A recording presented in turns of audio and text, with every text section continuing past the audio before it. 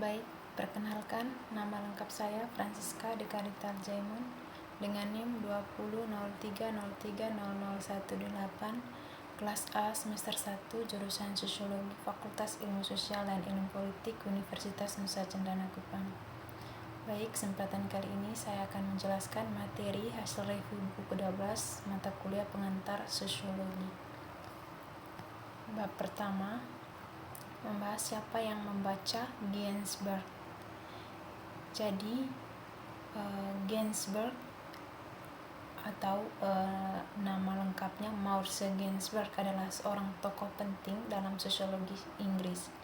Ia berperan penting dalam mendirikan British Sociological Association, menjadi ketua pertamanya pada tahun 1951 dan kemudian menjadi presiden dari tahun 1955 hingga tahun 1957. Ia juga sebagai editor The Sociological Review pada tahun 1930-an dan pemegang jabatan bergengsi sebagai profesor sosiologi Martin White The London School of Economics.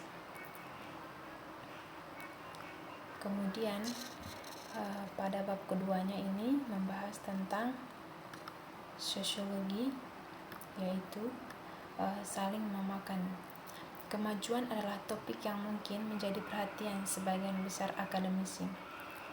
Lagi pula ini adalah sesuatu yang cenderung sering kita bicarakan saat kita mengukur kemajuan yang dibuat atau terkadang tidak oleh siswa kita. Memang dalam konteks ini cukup diterima begitu saja bahwa semakin akrab seorang siswa dengan literatur dalam disiplin ilmu kita dan mampu memahami dan mengevaluasi materi ini secara kritis, maka ia dikatakan maju. Tapi kemudian ia ingin menyarankan agar kita juga umumnya memikirkan perjalanan intelektual kita sendiri dengan cara yang sama, bahwa sebagai konsekuensi dari studi dan penelitian pemahaman kita sendiri tentang dunia di sekitar kita juga berkembang. Tetapi bukankah kita juga menganggap bahwa perkembangan mikroindividualistik seperti itu hanyalah bagian dari disiplin ilmu yang lebih besar? Namun mungkin saja kita menipu diri sendiri.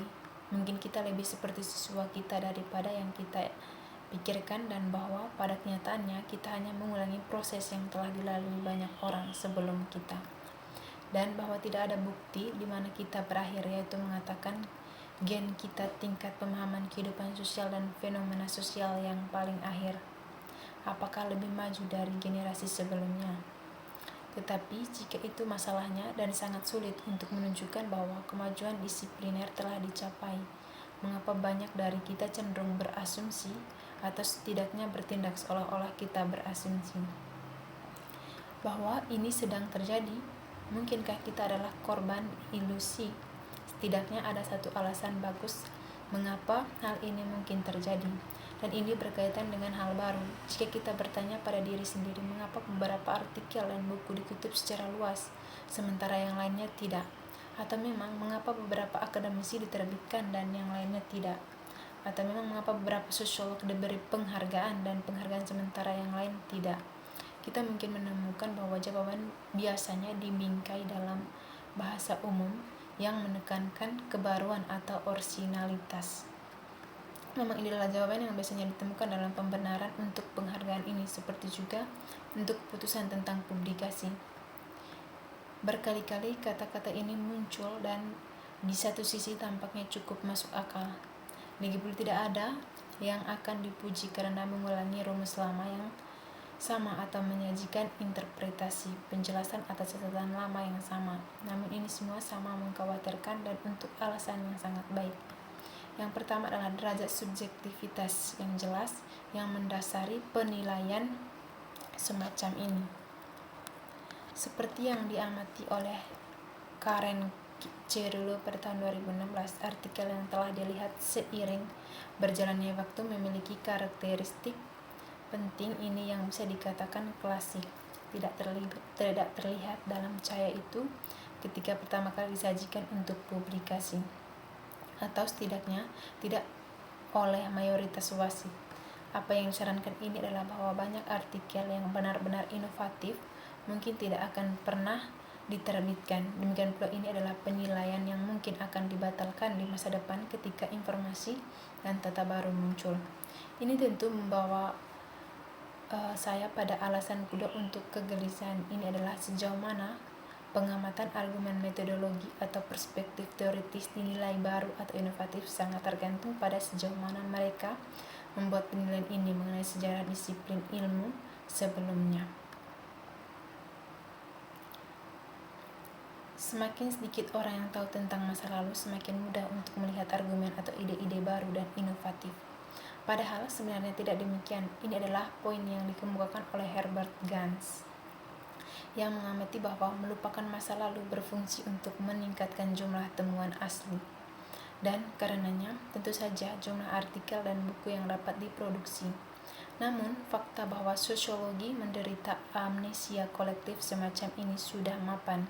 Tentu saja seperti yang diamati oleh Andre Abbott, terkadang seseorang benar-benar dapat menemukan kembali roda tersebut.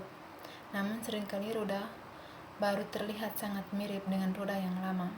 Apa yang mengkhawatirkan dalam hal ini adalah sejauh mana kurikulum sebagian besar gelar sarjana dan pasca sarjana menghilangkan diskusi rinci tentang sejarah disiplin.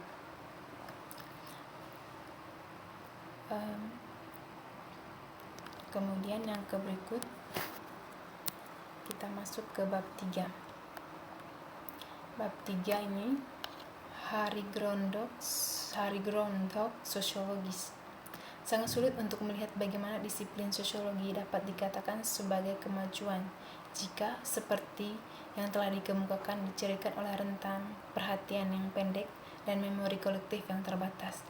Karena ciri-ciri ini tentu menyiratkan bahwa material terus didaur ulang, yang mengarah pada disiplin yang terperangkap dalam semacam hari groundhog abadi dengan apa yang tampak seperti kemajuan yang sebagian besar terdiri dari daur ulang perspektif lama tetapi sebagian besar terlupakan. John Scott adalah salah satu dari mereka yang percaya ini menjadi takdir subjek, mencatat bahwa sejarah sosiologi ditandai dengan seringnya penemuan kembali dan penyajian kembali tema-tema kunci. Ini adalah poin yang juga dia kemukakan di halaman pembukaan teksnya, yang menekankan bahwa para ahli teori kontemporer sering menganggap karya mereka sebagai pendekatan baru atau arah baru untuk teori sosial yang terutama selaras dengan kondisi kontemporer. Namun terlalu sering usaha-usaha baru ini berakhir sebagai pernyataan kembali secara keseluruhan atau sebagian dari ide-ide yang telah dieksplorasi dengan baik oleh para penulis sebelumnya. Cukup wajar. Dia menyarankan bahwa pengenalan yang lebih baik dengan karya para pendiri disiplin akan mencegah roda yang berulang. Yang lebih baik dengan karya para pendiri disiplin akan mencegah roda yang berulang-ulang kali diciptakan kembali.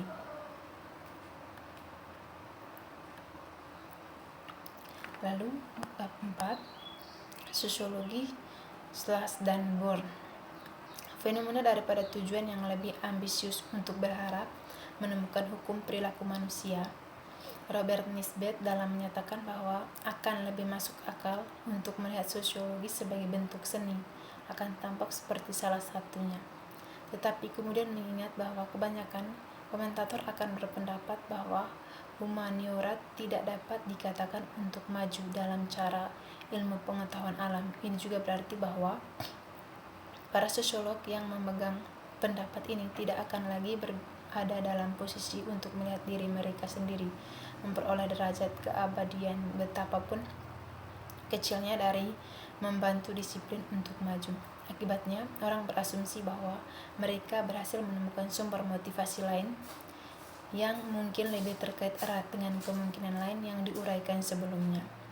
Perlu dicatat bagaimanapun bahwa ada orang-orang yang mengklaim bahwa humaniora meskipun jelas tidak berkembang dalam cara yang khas dari ilmu alam masih dapat dikatakan maju. Volneygai adalah salah satunya dengan alasan bahwa dengan mengungkapkan yang tak terlihat dan membuat ide-ide abstrak menjadi nyata, seni menciptakan keutuhan yang bermakna yang membuat ide-ide abstrak dengan sendirinya merupakan bentuk kemajuan. Apakah ini mungkin yang terbaik yang bisa kita harapkan sejauh menyangkut disiplin kita sendiri, bahwa semua yang dapat kita harapkan untuk dicapai adalah berkontribusi pada penciptaan keutuhan yang bermakna. Apapun maksud sebenarnya, apakah sosiologi dapat dengan tepat dideskripsikan sebagai ilmu, akan membutuhkan sebuah buku untuk dirinya sendiri. Mereka yang mendefinisikan sebagai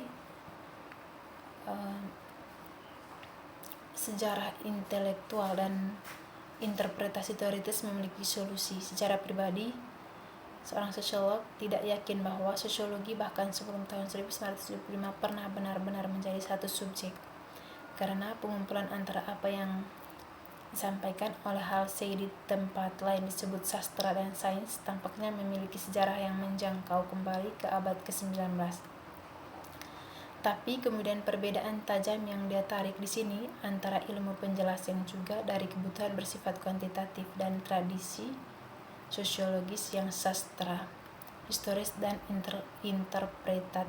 interpretif bukanlah yang saya kenali. Bagi saya, sosiologi adalah disiplin yang seperti yang dikatakan Weber, mencoba pemahaman interpretatif dari tindakan sosial untuk sampai pada penjelasan kausal dari arah dan akibatnya. Baik, demikian penjelasan singkat dari saya. Atas perhatiannya diucapkan terima kasih dan mohon maaf apabila kata-kata yang digunakan kurang mengerti.